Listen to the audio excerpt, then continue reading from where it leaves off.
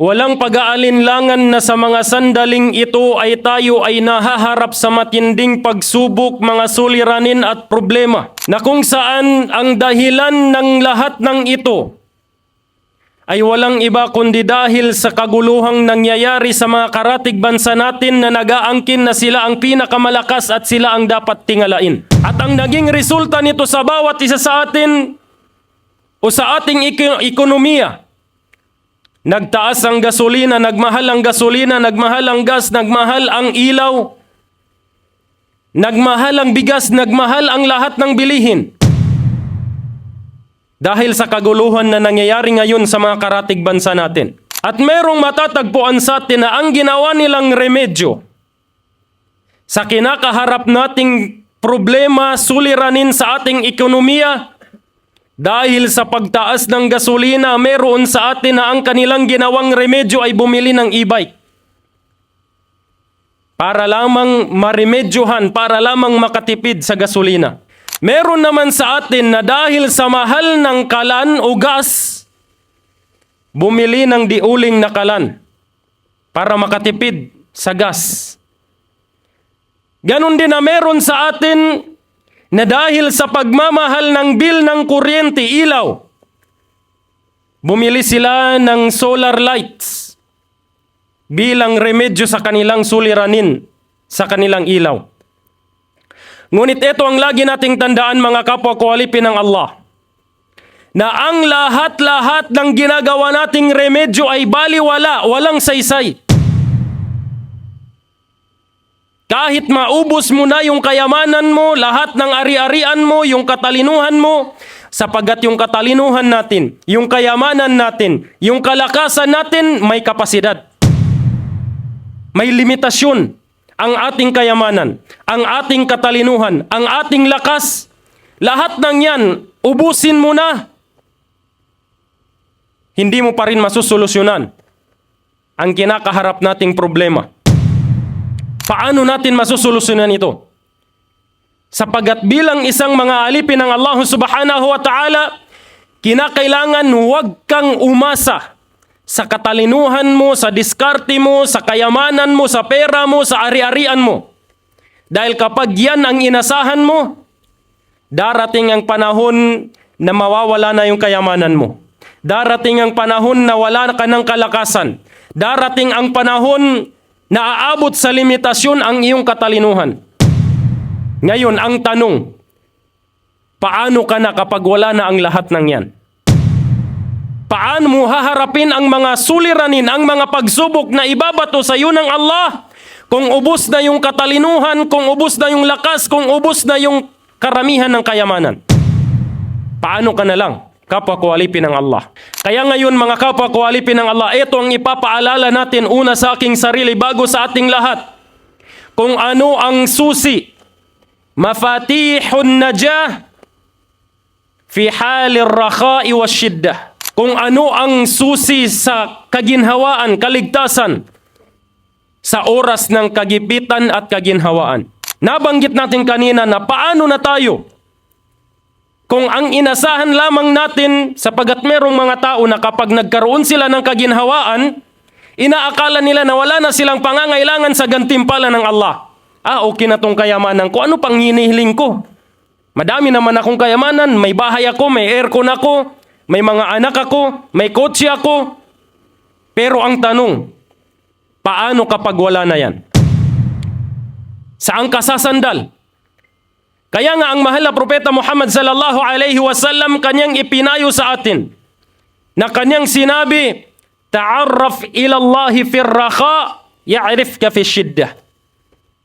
Kinakailangan sa isang alipin ng Allah na kanyang alalahanin ng madalas ang Allah subhanahu wa ta'ala sa oras ng kaginhawaan. Sapagat kapag ikaw ay napunta sa sitwasyon ng kagipitan, aalalahanin ka doon ng Allah subhanahu wa ta'ala. Tutulungan ka doon ng Allah subhanahu wa ta'ala na kung saan mga tulong na hindi mo akalain kung saan manggagaling at kung gaano karami na darating na tulong dahil sa pag-alala mo sa Allah noong ikaw ay nasa kaginhawaan. Magre-resulta ito ng maraming biyaya kapag nandoon ka na sa sitwasyon ng kagipitan. Itong hadith na ito, nata'arraf ilallahi fir rakha, ya'rifka fi shiddah, alalahanin mo ang Allah sa panahon ng kaginhawaan dahil kapag napunta ka sa sitwasyon ng kagipitan, aalalahanin ka din ng Allah. Ang hadith na ito ay kaparaanan o kabilang sa way of life. Kaparaanan ng pamumuhay ng isang Muslim na kinakailangan sa bawat segundo ng kanyang buhay alalahanin niya ang Allah subhanahu wa ta'ala. Hindi yung marangya yung pamumuhay mo. Kapag nagsala ka, parang Armalite. Kapag nagsala ka, yung pag-Fatiha mo, Alhamdulillahi Rabbil Alamin Ar-Rahmanir Rahim Maliki Yawmiddin. Dahil maginhawa ka, wala kang problema. Kapag nagsala ang isang taong nasa kaginhawaan, mas pagbutihin mo ang iyong pagsasala. Dahan-dahanin mo, maging marahan ka, magnilay-nilay ka sa pagbabasa ng Fatiha at sa mga surang binabasa mo. Isa puso mo. Sapagat yan ang tunay na pag-alala sa Allah subhanahu wa ta'ala. Dahil kapag nagawa mo yan, kapag napunta ka sa sitwasyon ng kagipitan, malalaman mo, makikita mo, mararamdaman mo ang resulta ng pag-aayos mo, pagsasaayos mo sa pagsamba sa Allah subhanahu wa ta'ala. Ngayon mga kapwa ko alipin ng Allah subhanahu wa ta'ala, tignan natin ang resulta. O di kaya, kumuha tayo ng inspirasyon o motivation sa banal na Quran patungkol sa mga taong inaalala nila ang Allah subhanahu wa ta'ala sa oras ng kaginhawaan, kung ano ang nangyari sa kanila noong sila ay mapunta sa kagipitan. At ganun din kumuha tayo sa mga tao na nilagay ng Allah subhanahu wa ta'ala na example sa Quran, na kung saan noong sila ay nasa kaginhawaan, hindi nila maalala ang Allah, gumagawa ng katiwalian, korupsyon, pagmamataas, pang-aapi sa mga nasa ibaba. Tignan natin kung ano ang naging kalagayan nila nung sila ay mapunta sa kagipitan. Unang-una dito na halimbawa na ibibigay natin bilang inspirasyon natin, na kapag pinalagi natin ang pag-alala sa Allah subhanahu wa ta'ala, ay ililigtas tayo ng Allah subhanahu wa ta'ala sa lahat ng problemang kinakaharap natin. Ang kwento ni Propeta Yunus alayhi salatu wassalam, na kung saan alam natin si Propeta Yunus, siya ay kinain ng isda. At binalot siya ng 3 kadiliman. Kadiliman ng gabi, kadiliman ng karagatan, at kadiliman nung nasa ilalim siya ng tiyan ng isda. Napakatinding pagsubok yun kung aakalain mo. Yun, anong ginawa ni Propeta Yunus alayhi salatu wassalam? Paano siya naligtas? So sinabi ng Allah subhanahu wa ta'ala sa Surah As-Saffat 143 to 144. Ba'da a'udhu billahi minash shaitanir rajim. فلولا أنه كان من المسبحين للبث في بطنه إلى يوم يبعثون.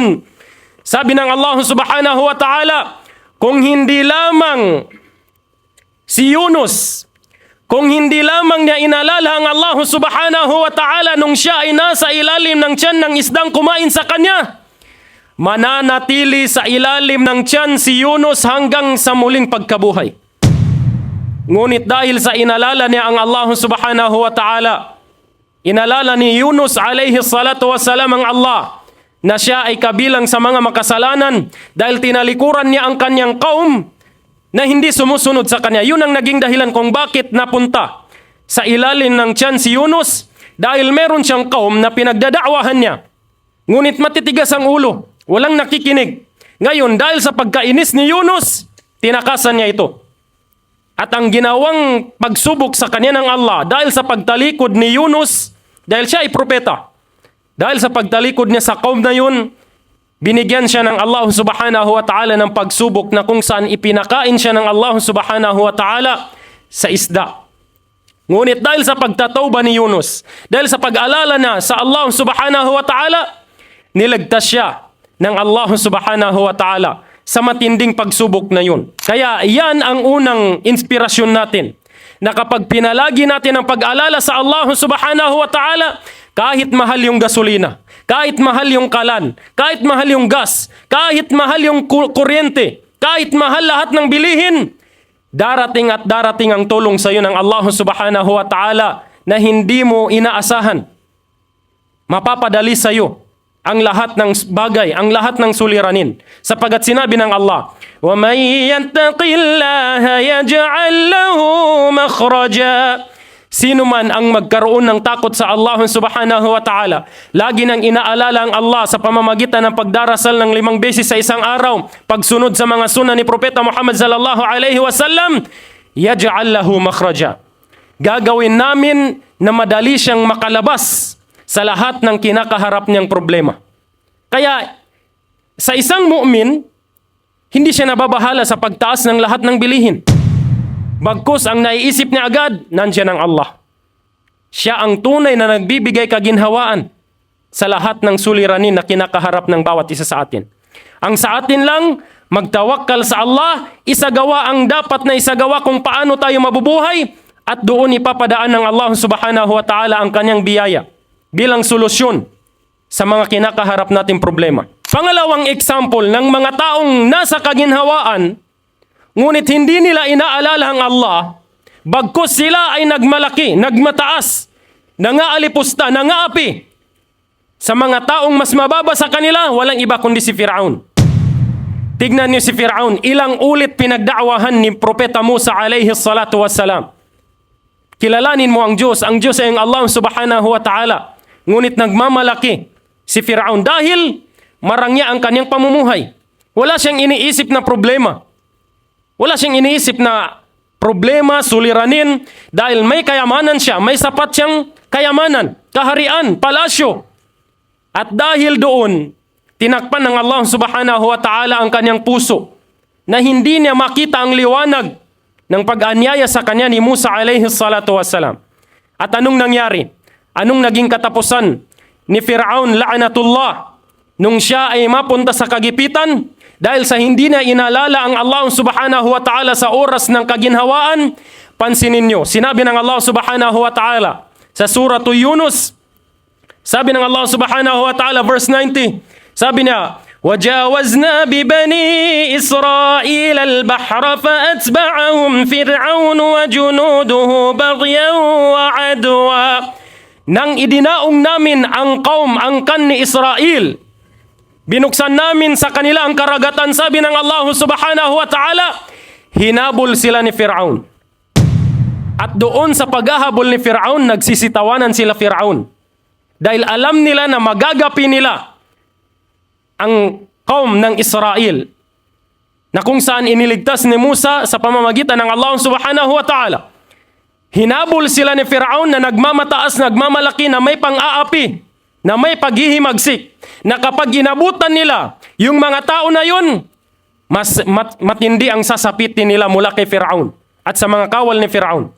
Habang nagsisitakbuhan sila Fir'aun, nagsisitawanan sila, nagmamalaki sila, at mayroong punong-puno sila ng paghihimagsik na kapag inabutan nila, tutorturin nila yung mga hinahabol nila. Anong ginawa ng Allah subhanahu wa ta'ala? Idinugtong ng Allah, hatta idha adrakahu al-gharaq qala amantu annahu la ilaha illa alladhi amanat bihi banu Israel wa ana minal muslimin. Nung nasa kalagitnaan na si Fir'aun ng karagatan, ibinagsak ng Allah subhanahu wa ta'ala ang karagatan.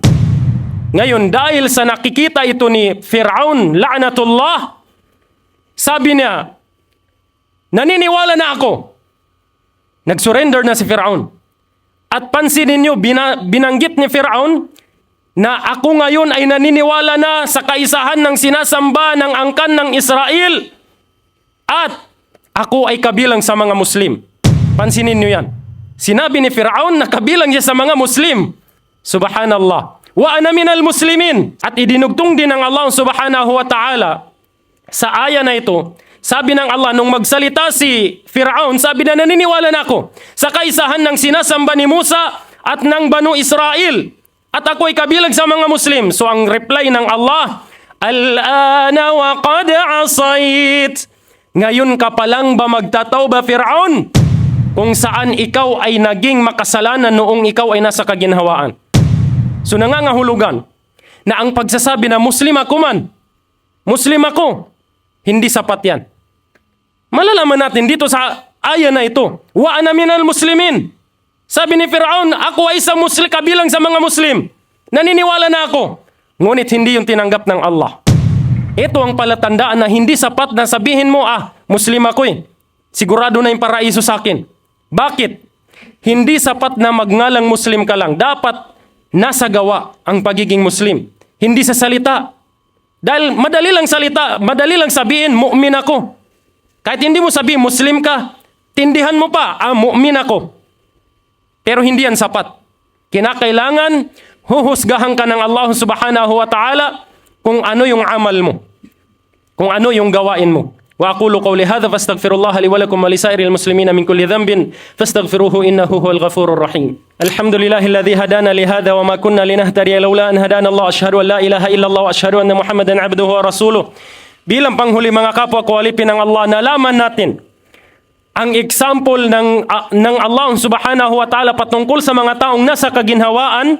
Inalala nila ang Allah subhanahu wa ta'ala ng nasa kaginhawaan, at nung sumapit sila sa kagipitan, tinulungan sila ng Allah subhanahu wa ta'ala. Yun ay walang iba kundi si Propeta Yunus. At yung mga tao naman na nasa kaginhawaan na hindi nila naalala ang Allah subhanahu wa ta'ala, dahil umaasa sila sa kayamanan nila, sa ari-arian nila, sa kung ano man ang meron sa kanila. Ngunit nang dumating sila sa kagipitan, ibinagsak sila ng Allah subhanahu wa ta'ala at hindi sila tinulungan ng Allah subhanahu wa ta'ala. Walang iba kundi si Firaun. Kaya, mamili tayo sa landas na tatahakin natin dyan. At bilang panghuli, malalaman natin dito sa kwento na ito, bilang panghuli, merong tatlo na ikinuwento sa hadith, sapagat yung kaninang mga kwento ay kwento sa Quran. Merong tatlong lalaki na binansagan na Ashabul Ghar. Tatlong lalaki na na-stuck sa kuweba. Dito natin tatapusin ang ating khutbah. Na kung saan, isang gabi lumabas ang tatlong lalaki na ito. Ikinuwento ito ni Jibril alayhi salatu wasalam kay Propeta Muhammad sallallahu alayhi wasallam. Merong tatlong lalaki na lumabas, at nang sumapit ang gabi, umulan ng malakas. Dahil dito, nagtago sila sa kuweba. At dahil sa pag-ulan ng napakalakas, biglang bumagsak yung batong napakalaki sa dinadaanan o lagusan ng kuweba na yun. Ngayon, ang nangyari, wala silang paraan kung paano sila makalabas. At ang isa sa kanila, sabi niya, wala akong ibang alam na solusyon dito maliban na banggitin kung anuman ang mga nagawa natin na ikhlas para sa Allah subhanahu wa ta'ala. Magdua tayo, bawat isa, magdua. Humiling sa Allah na makalabas tayo sa pamamagitan ng mga ibada natin na sikretong nagawa natin. Ngayon, nag-umpisa ang isa sa kanila. Ya Allah, meron akong mga magulang, meron akong mga anak. Buhay pa yung mga magulang ko, Ya Allah. At ang aking ugali, Ya Allah, hindi ko basta papakainin ang aking anak, ang aking asawa, liban na lamang na maunang makakain ng aking mga magulang. Ganun ko sila kamahal, Ya Allah. May isang araw sabi na, Ya Allah, na umuwi ako ng bahay na gabi na. At dumating ako ng bahay na tulog na lahat ang aking mga anak, ang aking asawa at ang aking magulang. Ngayon, ang dala-dala ko ang pagkain o gatas. At ayaw ko silang maisturbo, sabi na, Ya Allah, sa sobrang pagmamahal ko sa kanila. Hindi tulad natin ngayon na kahit tulog yung magulang natin, tabya-tabya, pasintabi, na ginigising pa natin. Nang walang mabigat na, walang sapat na dahilan. Pero yung lalaki na ito, ganito niya kamahal. Ultimo yung pag-step niya ay kinakailangan walang tunog yung paglakad niya. Ngayon, hanggang sa sumapit ang umaga, hindi nagising ang magulang niya. At yung anak niya iyak ng iyak dahil gustong kumain, nagugutom. Pero hindi na pinakain. Hindi ko pinakain yung anak ko, Ya Allah, dahil sa sobrang pagmamahal ko sa magulang ko, Ya Allah. At nung magising ng magulang ko, sila ang inuna kong painumin, ang daladala kong inumin, bago ang aking anak. Ya Allah, kung merong ikhlas, kung ikhlas yun, Ya Allah, kung tinanggap mo yun, Ya Allah, gawin mo sa bato na ito na umurong. Ngayon, ang ginawa ng Allah subhanahu wa ta'ala sa bato na na-stuck sa lagusan ng kuweba, kung nasaan sila, inurong ng bahagya ng Allah subhanahu wa ta'ala. Ngayon, nakita ito ng dalawang kasama niya. Ngayon, nagdua yung pangalawa.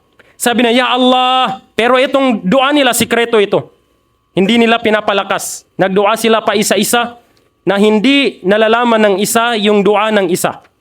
Sabi niya, Ya Allah, meron akong pinsan na dalagita. Gustong gusto ko yun, Ya Allah. Gustong gusto kong pakasalan. Ilang beses kong inalok pakasalan. Namanhikan ako ilang beses, Ya Allah. Marami akong inalok sa kanya, Ya Allah, pero hindi niya ako tinanggap. Ngayon, nagdaan ang taghirap, Ya Allah. Lumapit siya sa akin. At bago ko siya binigyan ng pera, dahil nangangailangan siya, Ya Allah, bago ko siya binigyan ng pera, binigyan ko siya ng kondisyon na bago kita bigyan ng pera, kinakailangan magpagalaw ka muna sa akin. Ibigay mo sa akin ang gusto ko, sabi ng lalaki na ito. Noong gagalawin ko na siya, Ya Allah, ay bigla siyang nagsalita sa akin. Pumayag siya, Ya Allah, nagalawin ko siya. Pero nung uumbisahan ko ng galawin siya, sinabi niya sa akin, Ittaqullah, matakot ka sa Allah. Huwag mong gawin sa akin ang haram na ito sa haram na kaparaanan. Huwag mo itong gawin sa akin sa haram na kaparaanan. So dahil doon, Ya Allah, nahimasmasan ako. Tumayo ako at itinayo ko siya. Ibinigay ko sa kanya yung pera na 120 dinar. At pinaalis ko na siya, Ya Allah. At Ya Allah, kung meron akong gantimpala sa ginawa ko na yun na pag-iwas sa haram, Ya Allah, dalangin ko sa Ya Allah na palabasin mo kami sa kuweba na ito.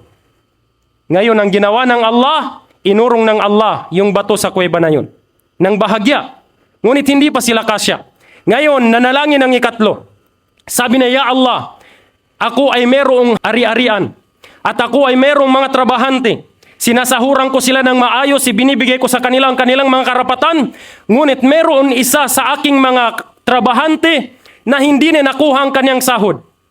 At nga dahil doon, hindi na nakuha ang kanyang sahod, ibinili ko ng mga hayop hanggang sa dumami ng dumami, nagkaroon pa ng mga taga-alaga at biglang dumating yung may-ari ng sahod na yon. Pagdating ng may-ari ng sahod na yun, Ya Allah, hinahanap niya yung sahod niya. Sabi na, nasa na yung sahod ko? So itinuro ko sa kanya, sabi na, Ya Allah, yung naging resulta ng sahod niya na pinatubo ko para sa kanya. Yung hasyenda na yan, sabi niya, kunin mo na lahat yan. Pati yung nagbabantay sa mga tupa na yan, mga kambing na yan, kunin mo na lahat. Sabi nung lalaki na yun, na nakukuha sa sahod niya, sabi niya, niloloko mo ba ako? Sahod ko yung kinukuha ko, hindi yung ari-arian mo. Sabi niya, yan yung sahod mo. Lumaki ng lumaki dahil sa tagal na hindi mo kinuha yung sahod mo, na yan na yung resulta niya. Kunin mo na lahat yan. Ngayon, kinuha ito ng lalaki. Umalis. Ngayon, Ya Allah, sabi niya, kung meron akong gantimpala, kung ikhlas yun, Ya Allah, gawin mo sa amin na palabasin mo kami dito sa kuweba na ito. At nangyari, pinalabas sila ng Allah subhanahu wa ta'ala sa kuweba na yun. Ang sikreto doon, para tulungan ka ng Allah sa oras ng kagipitan, kinakailangan mayroon kang isang amal, isang ibadah na ikaw lang at ang Allah ang nakakaalam. Lagi mong tandaan yan. Mayroon ka dapat na isang amal na ikaw at ang Allah lang ang nakakaalam. Para pagdating ng oras ng kagipitan, madali lang para sa Allah subhanahu wa ta'ala ang pagtulong sa iyo. At bilang panghuli, kung papansin ninyo ang tatlo na yun, isipin nyo kung merong isang palyado doon, paano sila makakalabas? Kinakailangan sa pagkakaibigan, mamili ka ng kaibigan. Yung maari ka niyang matulungan sa oras ng kagipitan, katulad ng magkakaibigan na ito. Dahil lagi nating tandaan na ang magkakaibigan sa araw ng muling pagkabuhay, al-akhillau yawma idhin ba'duhum li ba'din adu. Magkakalaban yan. Testigo yan sa bawat isa. Maliban sa mga may takot sa Allah subhanahu wa ta'ala. Dalangin natin sa Allah subhanahu wa ta'ala na ipabilang tayo ng Allah subhanahu wa ta'ala sa mga tao na kapag dumaranas ng kaginhawaan, karangyaan, ay mas madalas nating maalala ang Allah subhanahu wa ta'ala. محمد كان علم كليبس